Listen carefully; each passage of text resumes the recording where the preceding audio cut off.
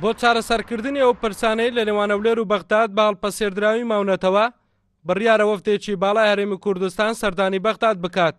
وەفتەکە گفتوگۆ لەسەر پرسی نەوت و دەربازە سنووریەکان و بودجە و موچەی فەرمانبەران و جێبەجێکردنی دەستور دەکات. ئێمە هیوادارین ئەم سەردانەی وەفدی حکوومەتی هەرێمی کوردستان و ئەو سەردانانەش کە لە داهاتوو دێن مفاوەزاتێک بێ لەسەر بەردەستەکردنی سیستەمی فیدرالی، لەسەر تەطبیقکردنی دەستوری عراقی، لەسەر کۆتایی هێنان بە کۆمەڵێک کێشەی گەورە کە بوونە هۆکاری ئەوەی کە هەرێمی کوردستان بێئومێد بێت لە عێراق.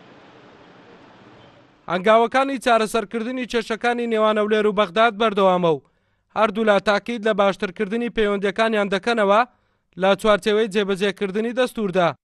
مەسەلەکە لەوە پێویستە بەرجەستە بێت کە تا چەند ئێمە دەتوانین بەرژەوەندەکانی خۆمان بەدەست بێنین، یاخود ئەو مافەڕەوانەی کە ئێمە لە دەستوری عێراقی چەسپێنراوە بتوانین ئەم مافانە بەدەست بێنینەوە.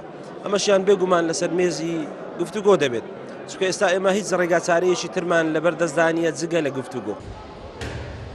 لە دوای ئەنجامدانی ڕیفراندۆم لە هەرێمی کوردستان لە 25 ئەیلولی ساڵی ڕابردوو پەیوەندیەکانی نێوانەولێر و بەغداد بەرەو ئاڵۆزی چوون، بەڵام چەند مانجێکە پەیوەندیەکان بەرەو ئاسایی بوونەوە چوونە و چاوەڕوان دەکرێت لە دوای چوونی ئەم وەفدەی هەرێمی کوردستانیش بۆ بەغداد بەشێکی دیکە لە کێشەکانی نێوان هەردوولا چارەسەر بکرێن.